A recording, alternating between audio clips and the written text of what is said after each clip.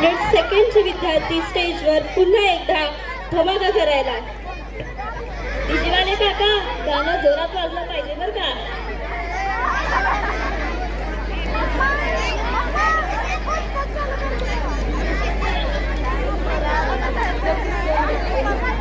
सादर करीत आहोत गाणं वाजू द्या.